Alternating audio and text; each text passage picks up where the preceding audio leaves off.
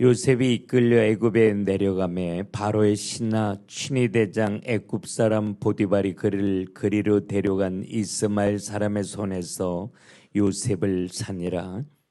여호와께서 요셉과 함께 하심으로 그가 형통한 자가 되어 그의 주인 애굽 사람의 집에 있으니 그의 주인이 여호와께서 그와 함께 하심을 보며 또 여호와께서 그의 범사에 형통하게 하심을 보았더라. 요셉이 그의 주인에게 은혜를 입어 섬김에 그가 요셉을 가정 총무로 삼고 자기의 소유를 다 그의 손에 위탁하니 그가 요셉에게 자기의 집과 그의 모든 소유물을 주관하게 한 때부터 여호와께서 요셉을 위하여 그 애굽 사람의 집에 복을 내리심으로 여호와의 복이 그의 집과 밭에 있는 모든 소유에 미친지라. 주인이 그의 소유를 다 요셉의 손에 위탁하고 자기가 먹는 음식 외에는 간섭하지 아니하였더라. 요셉은 용모와 빼어나고 아름다웠더라. 아멘. 우리가 예수 만나 구원받게 된 건 우연이 아니라 하나님의 계획 가운데 하나님이 우리를 택하고 부르셨기 때문이죠. 네. 우리는 우리 스스로 참 아무것도 아닌 존재라고 생각하지만 우리가 구원받는 순간에 우리는 보배롭고 존귀한 자로 우리의 신분이 바뀌어져요. 그래서 이사야 43장 4절에 너는 보배롭고 존귀한 자라 그러는데 왜 우리가 보배롭고 존귀한 자냐? 우리가 하나님의 놀라운 계획 가운데 있기 때문이죠. 또 우리를 향한 하나님의 꿈, 늘 제가 이야기하지만 우리에게 생명을 주고 우리의 삶을 풍성케 하려고 하나님이 우리를 택하고 부르셨는데, 풍성하다라고 하는 건 나 살고 나 때문에 많은 사람들이 위로받고 치료받고 살아나는 일들이요. 그래서 하나님의 기쁨이 되는 거. 그래서 베드로전서 2장 9절에는 너희는 왕 같은 제사장이야 그렇게 말하고, 사도행전 1장 8절에는 사마리아 땅끝까지 이르러 꼭 증인이 되게 내가 만들어 줄 거야 그렇게 말씀하셨죠. 어부들을 부르면서도 이런 꿈과 계획을 가지고 부르셨고 하나님이 그 꿈을 이루셨는데, 그 하나님이 이 요셉에게도 창세기 37장에 그런 놀라운 꿈을 굉장히 선명하게 주셨기 때문에 요셉은 이 꿈 때문에 늘 가슴이 설렜어요. 하나님이 어떻게 이 꿈을 이루가실까라고 하는 기대감을 가지고 말해요. 그래서 요셉의 입장에서는 형들에게 미움을 당하고 구덩이에 던지움을 당하는 아픔, 그리고 종으로 노예로 팔려가는 괴로운 사건을 지금 만나고 있지만 이건 우연이 아니라 하나님의 인도하심이었다라고 하는 것입니다. 그래서 애굽의 종으로 팔려가는데 종으로 사가는 사람들이 굉장히 많이 있는데 하나님은 보디발이라고 하는 친위 대장의 손에 요셉을 하나님 맡기셔요. 그 보디발과 요셉의 만남을 허락해 주시고 요셉은 친위 대장 보디발의 가정으로 하나님의 인도하심을 받습니다.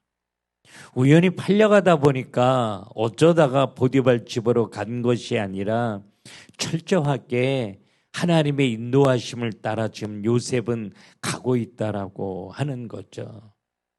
참새 한 마리가 땅에 떨어지는 것도 하나님이 허락하지 않으면 안 되는데 어떻게 사람과의 만남이 우연이겠어요. 그래서 하나님의 계획 가운데 이 요셉과 보디발의 만남이 이루어져요. 근데 하나님이 우리를 인도해 가실 때 시편 23편 4절에 보면 네가 사망의 음침한 골짜기를 걸어갈 때 있어. 그래도 두려워하지 마. 왜냐하면 그때 내가 너와 함께 있을 거니까. 그래서 하나님이 우리를 인도하실 때 딱 한 가지를 이야기하셔요. 임마누엘이여, 내가 너와 함께 할 거라고. 이 마지막 이 어두운 시대에 하나님의 백성들이 어떻게 믿음을 지키며 세상을 살릴 것인가 하는 이야기를 다니엘서를 통해서 보여주고 있는데, 사드락과 메삭과 아벳느고가 뜨거운 불문불 가운데 던짐을 당할 때 그 어려움도 우연이 아니라 하나님이 허락하셔서 온 거잖아요. 네, 하나님이 함께 하셨잖아요. 그래서 머리털이 상하지 아니하도록 하나님이 지키시고 보호해 주셨잖아요. 다니엘서 6장에 늘 하나님 바라보고 기도하는 다니엘이 굶주린 사자굴 속에 던지움을 당하잖아요. 사망의 음침한 골짜기죠. 이젠 끝났다, 죽었다, 모든 사람들이 생각할 수밖에 없는 그 자리요. 하나님이 함께 하셨잖아요. 그 굶주린 사자의 입을 봉하셨잖아요. 요셉이 가족들로부터 떠나 한 번도 가보지 않은 이민생활, 그것도 노예로, 정말 숨쉬기 어려운 아픔이 있죠. 그러나 이 절망 가운데 하나님은 요셉과 함께 하셨던 거죠. 그리고 요셉을 지키고 보호하시고 인도해 주시는데, 오늘 보니까 2절에 여호와께서 요셉과 함께 하심으로 그가 형통한 자가 되어 그의 주인 애굽 사람의 집에 있다, 이렇게 이야기하고 있는데, 하나님이 요셉과 함께 하시니까 신기하게 요셉이 하는 모든 일들이 잘 되어지도록 하나님은 역사해 주셨다라고 하는 것입니다. 신기하게 안 되고 묶였던 일들이 요셉이 가면 되어지는 거 있죠. 요셉이 양을 치면 양들이 잘 되고, 곡식한 이 농사진 데 가면 열매가 풍성하게 맺어지고, 집에 와서 무슨 일을 하면 집안일이 잘 되어지는 거.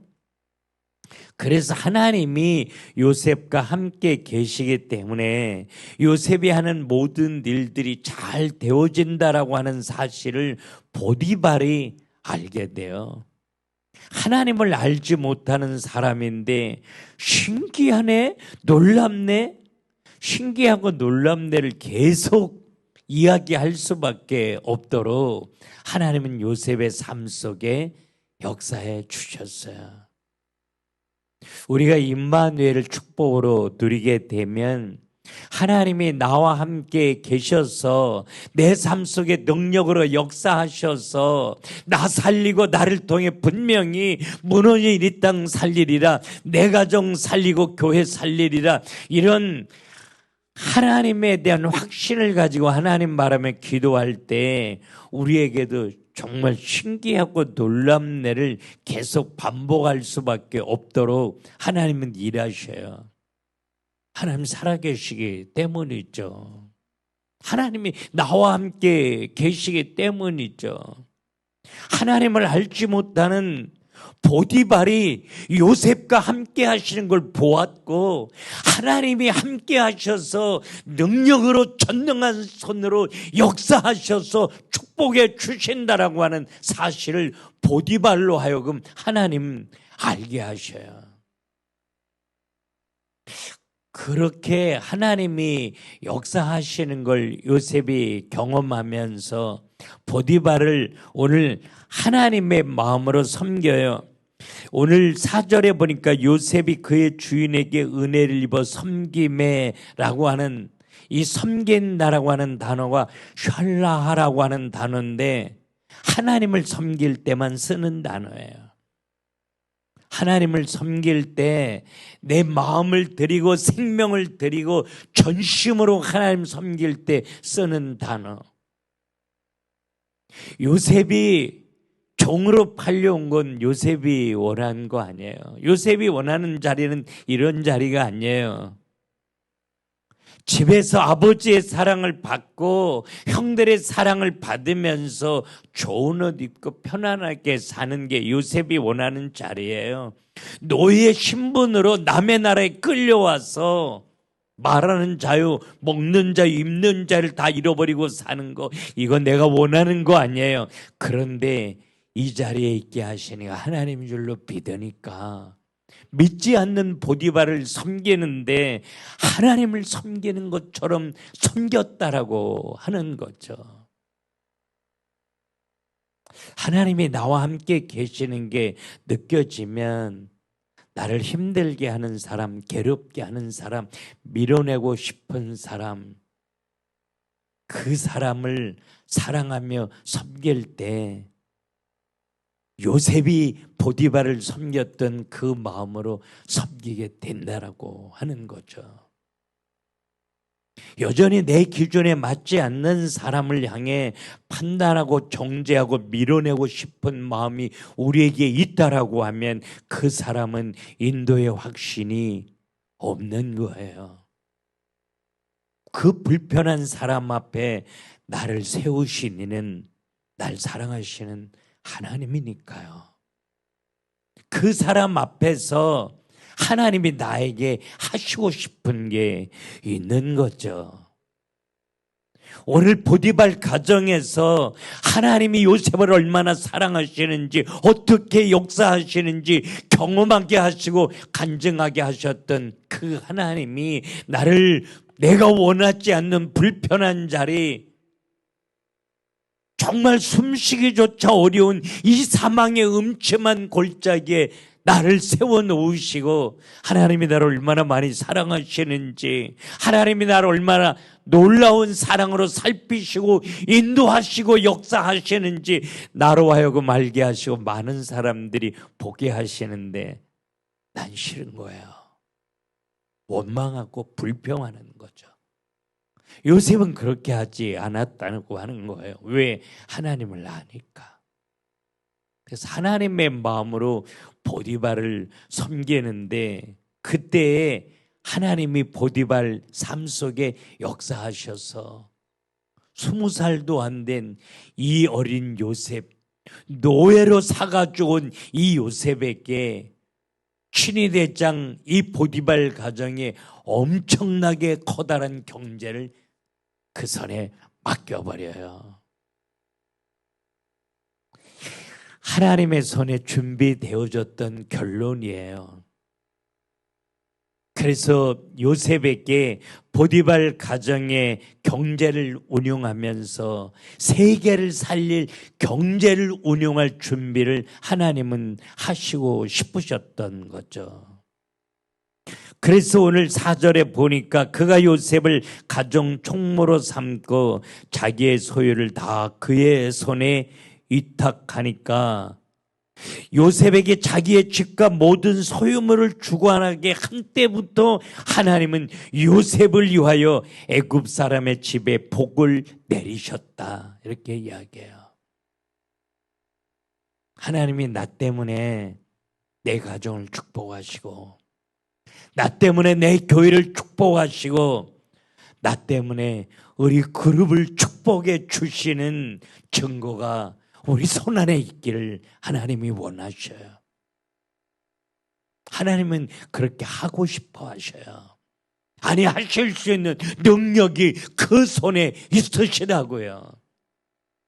하나님이 이 놀라운 일들을 이루기 위해서 내가 원하지 않는 자리로 날 인도하셔요.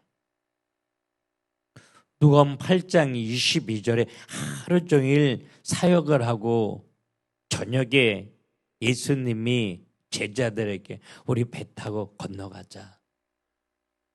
그래서 피곤한 몸을 입고 그걸 예수님이 가자고 그러니까 예수님과 함께 배를 타고 건너가요. 근데 풍랑을 만나요. 여러분, 이게 말이 되는 거예요? 이게 이해가 안 되는 거예요. 배를 타고 가자고 하신 분은 예수님이에요. 그분이 함께 하셔요. 누가복음 8장 22절부터 이 이야기가 펼쳐지고 있는데 제자들은 이해가 안 된 거죠. 그래서 예수님을 원망하고 불평해요. 예수님을 흔들어 깨워요. 예수님이 아픈 마음으로 눈을 떠서 바람과 바다를 꾸짖어 잔잔케 하셔요. 그 주님이 오늘 우리와 함께 계시는 거죠.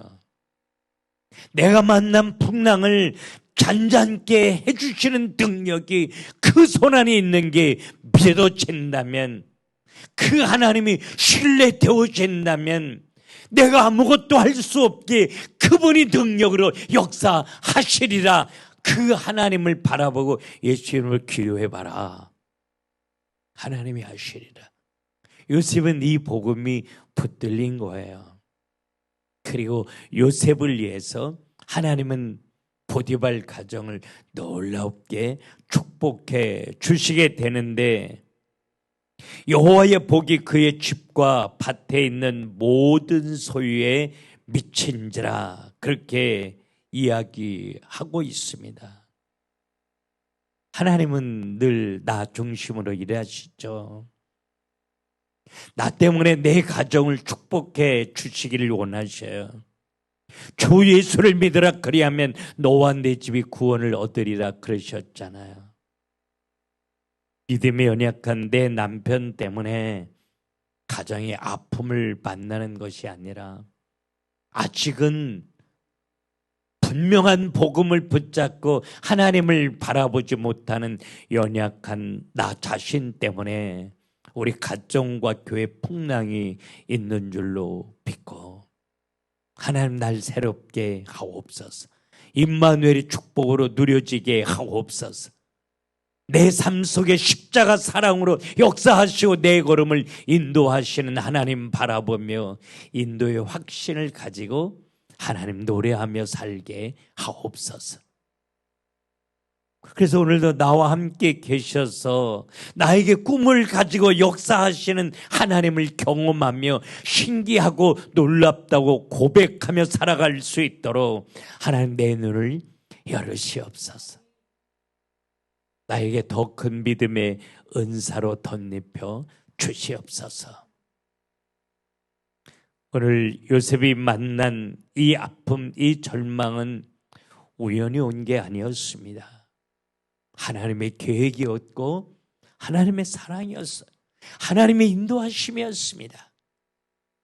요셉이 원하지 않는 방법으로 요셉을 인도해 가실지라도 하나님의 손에 오늘 요셉이 가지고 있었던 이 선한 결론이 준비되어져 있었어요.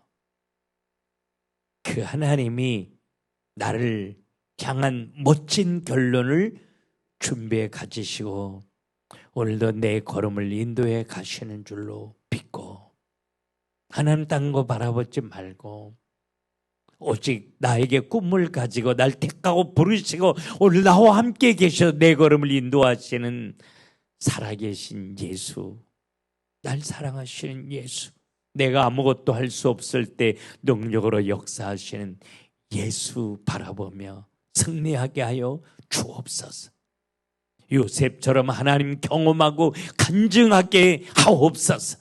그래서 요셉을 통해서 하나님의 놀라운 꿈이 성취되어졌던 것처럼 나를 통해서 내 가정과 교회와 열방이 살아나는 하나님의 놀라운 꿈이 아름답게 성취되어지게 하여 주옵소서. 그렇게 소원하며 기도하는 저와 여러분 될 수 있기를 주님의 이름으로 축원합니다. 기도